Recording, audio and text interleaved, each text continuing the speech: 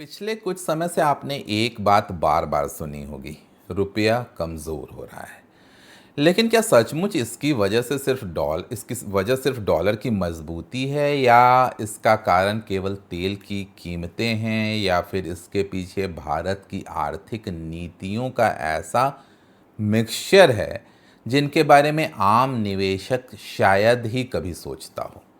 आज की वीडियो में हम समझेंगे रुपया कमज़ोर क्यों पड़ता है, आरबीआई की ब्याज नीति का इससे क्या रिलेशन है, विदेशी निवेशक भारत में पैसा क्यों लाते हैं और क्यों निकालते हैं, और क्या कम इंटरेस्ट रेट हमेशा अच्छी चीज़ होती है, और सबसे इम्पॉर्टेंट, एक निवेशक के तौर पर आपको इससे क्या सीख लेनी चाहिए। वीडियो के अंत तक आप समझ जाएंगे कि रुपया, इंटरेस्ट रेट और शेयर बाजार का वास्तव में क्या रिलेशन है। ये एक ही कहानी है, उसी के अलग अलग किरदार हैं, अलग अलग रूप हैं, या ये पूरी तरह अनरिलेटेड है। इसलिए एक इंटरेस्टिंग कोरिलेशन मैं करने वाला हूं इस वीडियो में, आखिरी तक ज़रूर बने रहिएगा। दोस्तों, मेरा नाम है सौरभ सुमन और मैं हूं आपका पर्सनल वेल्थ गाइड, और आप देख रहे हैं मेरा चैनल इन्वेस्टिंग विद सौरभ। याद दिलाना चाहूँगा, मैं एक सेबी रजिस्टर्ड इन्वेस्टमेंट एडवाइज़र नहीं हूँ, इसलिए कोई भी निवेश करने से पहले अपने वित्तीय सलाहकार की राय ज़रूर ले लें। अब पहला प्रश्न, क्या रुपया वास्तव में संकट में है? सबसे पहले घबराने की ज़रूरत नहीं है। कई बार मीडिया में ऐसा माहौल बना दिया जाता है जैसे रुपया गिरा मतलब इकोनॉमी कोलैप्स हो गई, लेकिन वास्तविकता थोड़ी अलग है। भारत के पास अभी भी विशाल विदेशी मुद्रा भंडार है, मजबूत बैंकिंग सिस्टम है, लगातार इकोनॉमिक ग्रोथ हो रही है, इकोनॉमिक डेवलपमेंट हो रहा है, और दुनिया की सबसे तेज़ी से बढ़ती अर्थव्यवस्थाओं में से इंडिया एक है। इसलिए रुपया थोड़ा कमज़ोर होना और संकट में होना दोनों अलग अलग बातें हैं। लेकिन इसका मतलब ये भी नहीं है कि समस्या को इग्नोर कर दिया जाए, क्योंकि रुपये की दिशा आने वाले समय में महंगाई निर्धारित करेगी। ब्याज दर कितना होगा, विदेशी निवेश कितना आएगा बाज़ार में, और शेयर बाज़ार भागेगा ऊपर या नीचे गिरेगा, ये सब के सब इन्फ्लुएंस होंगे रुपये के एप्रिसिएशन या डिवैल्यूएशन से। किसी देश की मुद्रा मजबूत कैसे रहती है, करेंसी जो है, कल्पना कीजिए कि भारत एक बड़ी शॉप जैसा है, मान लो दुकान है, एक बहुत बड़ी दुकान है। दुनिया के निवेशक उस दुकान में पैसा लगाने आते हैं।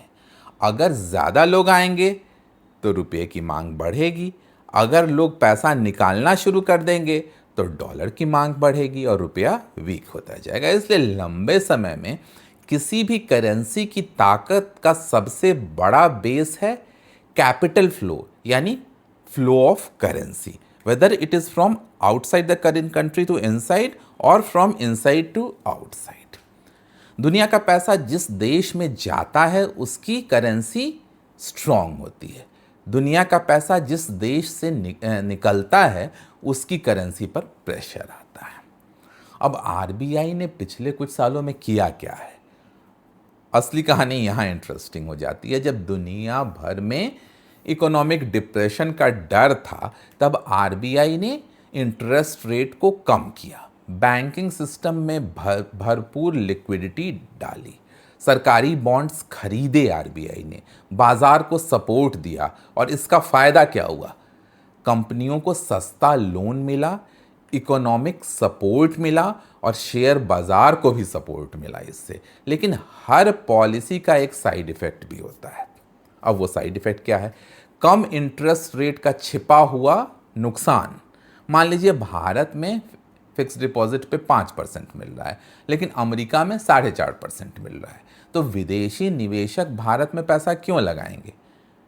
एडिशनल रिटर्न बहुत कम बचता है, और यही वो जगह है जहां प्रॉब्लम शुरू होती है। जब भारत और अमेरिका की ब्याज दरों में अंतर घटता है तो विदेशी पूंजी आकर्षित करना मुश्किल हो जाता है, और जब विदेशी पैसा भारत में कम आता है तो रुपये पे प्रेशर आ जाता है।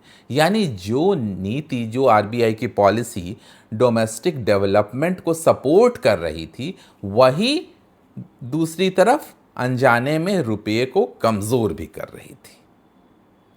अब शेयर बाज़ार और रुपये के वैल्यूएशन का भी बड़ा डेलिकेट रिलेशन है।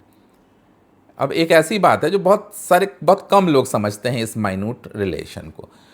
कम इंटरेस्ट रेट का एक असर ये भी होता है कि जो लोग फिक्स डिपॉजिट छोड़कर शेयर बाज़ार में आने लगते हैं, बहुत सारे लोग, पिछले कुछ वर्षों में आपने देखा होगा कि करोड़ों नए डीमैट अकाउंट खुले, एसआईपी रिकॉर्ड लेवल पे पहुंचा, रिटेल निवेशकों का पैसा बाजार में आया और ये एक पॉजिटिव इफेक्ट है। लेकिन जब बहुत ज़्यादा पैसा सीमित शेयरों के पीछे भागने लगता है तो वैल्यूएशन एक्सेप्शनली एक्सपैंड होने लगते हैं। कई जगहें कीमतें शेयर कंपनियों की कमाई से डिस्प्रोपोर्शनेटली हाई हो जाती हैं शेयर प्राइसेस, यानी कुछ हिस्सों में ओवर वैल्यूएशन का खतरा पैदा हो जाता है। अब विदेशी निवेशक बेचते क्यों हैं? विदेशी निवेशक केवल कहानी नहीं देखते, वो पूरा मैथमेटिकल कैलकुलेशन करते हैं। वे कंपैरिजन करते हैं India versus US, India versus China, या इंडिया वर्सेस यूरोप, या India versus Taiwan, like that. तो उन्हें अगर कहीं और बेहतर रिटर्न मिलता है, कम रिस्क दिखाई देता है, तो वे पैसा वहाँ ले जाते हैं। और यही कारण है कि कई बार भारतीय निवेशक खरीद रहे होते हैं लेकिन विदेशी निवेशक बेच रहे होते हैं, और फिर उसके बावजूद इसी रीज़न से बाज़ार बहुत तेज़ी से नहीं बढ़ पाता despite exceptional buying by the domestic investor. अब ये रुपया और फियर का एक बड़ा इंटरेस्टिंग साइकिल है। कई बार वास्तविक समस्या से ज़्यादा डैमेज ह्यूमन साइकोलॉजी कर देता है, मार्केट साइकोलॉजी कर देता है, मीडिया क्रिएटेड साइकोलॉजी कर देता है।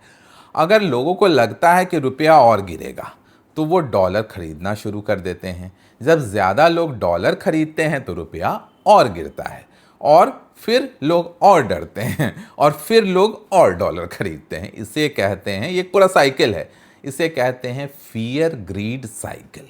यानी डर और लालच का एक ऐसा चक्र शुरू हो जाता है जो कि लगातार उसको गिराता जाता है। लोग समझते हैं कि हम फायदे में रहेंगे, लेकिन अल्टीमेटली वो एक विशियस साइकिल शुरू कर देता है। अब आरबीआई ऐसी कंडीशन में क्यों इंटरफेयर करता है? अगर समस्या है तो आरबीआई क्या करता है? इस समय आरबीआई के पास फॉरेन एक्सचेंज का बहुत बड़ा रिजर्व होता है। जब रुपये पर बहुत ज़्यादा प्रेशर आता है तो आरबीआई डॉलर बेचता है।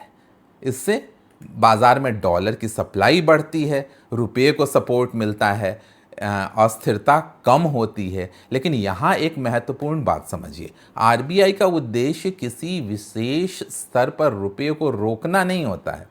उसका इंटेंशन एक्सेप्शनल ये जो वॉलेटिलिटी है रुपये के प्राइस में, उस वॉलेटिलिटी को कम करना होता है। अब क्या सिर्फ आरबीआई सब ठीक कर सकता है अकेले? सीधा आंसर है नहीं।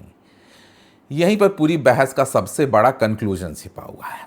रुपये को मजबूत बनाने के लिए केवल इंटरेस्ट रेट या फॉरेन एक्सचेंज रिजर्व काफ़ी नहीं है। ज़रूरत है एक बैलेंस्ड पॉलिसी की, जहां interest rate, tax policies, foreign exchange का जो इन्वेस्टमेंट आ रहा है, साथ ही करेंसी मार्केट और एक्सचेंज रेट, सभी एक साथ बैलेंस्ड वे में, कोऑर्डिनेटेड वे में अगर काम करें तभी इसको ब्यूटीफुली इम्प्लीमेंट कर सकता है आरबीआई। भारत को आगे करना क्या चाहिए? भारत को दीर्घकालिक विदेशी पूंजी आकर्षित करनी होगी, मतलब लॉन्ग टर्म फॉरेन एक्सचेंज को अट्रैक्ट करना होगा। ऐसा फॉरेन एक्सचेंज जो बहुत जल्दी फिर भारत छोड़कर जाने की ना सोचे। दूसरा, टैक्स सिस्टम को ज़्यादा कॉम्पिटिटिव बनाना पड़ेगा in comparison to other countries, तभी फॉरेन एफपीआईज अट्रैक्ट होंगे।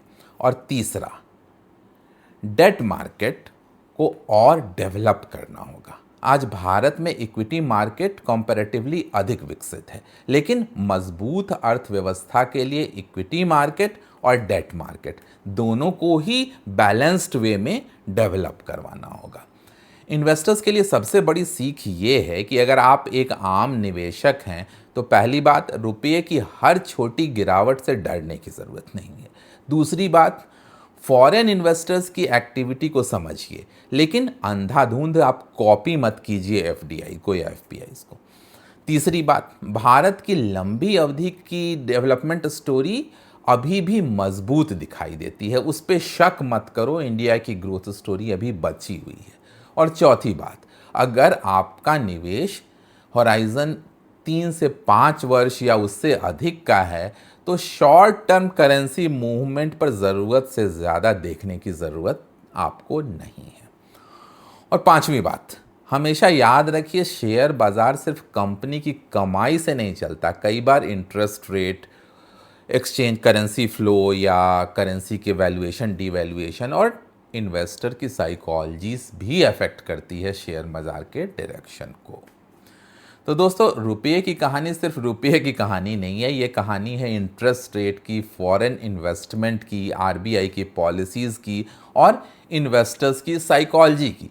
जब हम इन सभी चीज़ों को एक साथ समझते हैं तभी हमें बाजार की बड़ी तस्वीर दिखाई देती है।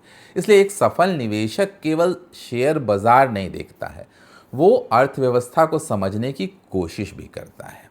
अगर आप लंबी अवधि के निवेशक हैं तो घबराहट नहीं, कोई पैनिक नहीं। ये नॉलेज, ये इन्फॉर्मेशन आपका सबसे बड़ा टूल है जो आपको हिलने नहीं देगा, आपको लॉस में बुक नहीं कराएगा मार्केट में। वैसे दोस्तों, ज़्यादातर मेरे इन्फॉर्मेशन फ्री हैं यूट्यूब में, लेकिन जो लोग बाज़ार को और गहराई से समझना चाहते हैं, इस पर डिस्कशन करना चाहते हैं पर्सनलाइज्ड मेरे साथ, तो अतिरिक्त सीखने के लिए आप हमारी मेंबरशिप चैनल भी ज्वाइन कर सकते हैं। कहीं से ये मैंडेटरी नहीं है, आपकी चॉइस है। जल्दी ही मिलेंगे ऐसे किसी नए वीडियो के साथ। तब तक सौरभ सुमन साइनिंग ऑफ।